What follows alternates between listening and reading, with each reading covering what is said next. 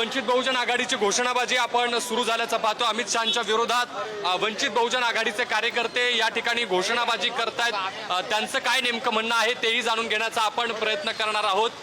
सगळे वंचित बहुजन आघाडीचे कार्यकर्ते या ठिकाणी त्यांची जी भूमिका आहे ती मांडण्यासाठी म्हणून एकत्र आलेले आहेत।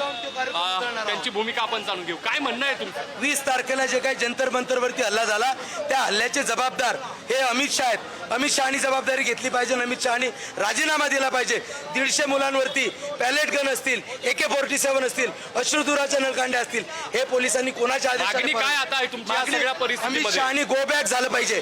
अमित शहानी अजित डोवाल यांना जो काही लोकमान्य टिळक पुरस्कार द्यायचा आहे तो पुरस्कार न दिला पाहिजे।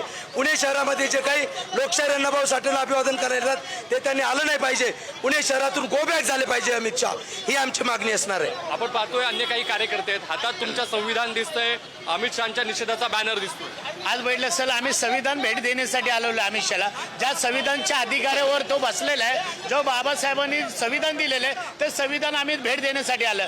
आज गृहमंत्री युवकाला महिलांना मारहाण झाली, जो 354 प्रमाणे गुन्हा दाखल झाला, विनयभंगची केस झालेली आहे, जो महिलावर जो अश्लील छाया करण्यात आले त्यांच्यावर कुठला गुन्हा दाखल करण्यात आलेला नाही। या अमित शहा त्यांच्यावर विषयामध्ये बोलायला तयार नाही। जो महिलांविषयामध्ये तो अमित शहा बेटी पढाओ बेटी बचाव करायला करतात आणि असं कृत्य करतात, त्याच्या विषयामध्ये बोलत त्याने फक्त कार्यक्रम घ्यायसाठी येतोय का? कार्यक्रमसाठी अमित शहा झालेला आहे का?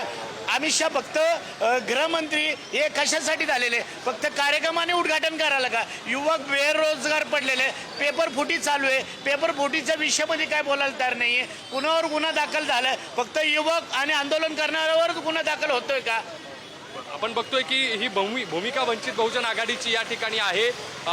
आंदोलन या ठिकाणी सुरू आहे आणि या सगळ्या आत्ताच्या परिस्थितीत अमित शहांच्या दौऱ्याला जो विरोध आहे, अमित शहांच्या दौऱ्याचा जो निषेध आहे तो वंचित बहुजन आघाडीकडून या ठिकाणी केला जातोय।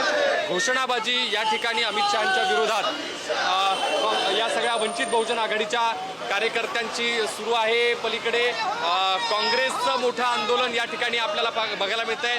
हातात तिरंगे घेऊन काँग्रेसचे सगळे हे कार्यकर्ते या सातारा रोड परिसरातल्या उत्सव चौकामध्ये एकत्र जमलेले आहेत आणि मोठ्या संख्येनं अमित शहांचा दौरा, या दौऱ्याला विरोध काँग्रेसच्या सगळ्या कार्यकर्त्यांच्या माध्यमातून या ठिकाणी केला जातोय। जो निषेध आहे तो नोंदवण्याचा हा एक प्रकारचा या सगळ्या काँग्रेसच्या पदाधिकाऱ्यांचा या ठिकाणी प्रयत्न आहे। हातात बॅनर आहेत, त्यासोबतच तिरंगे आहेत, ज्या माध्यमातून हा सगळा जो रोष आहे या सगळ्या कार्यकर्त्यांचा तो आपल्याला या ठिकाणी दिसतो आहे।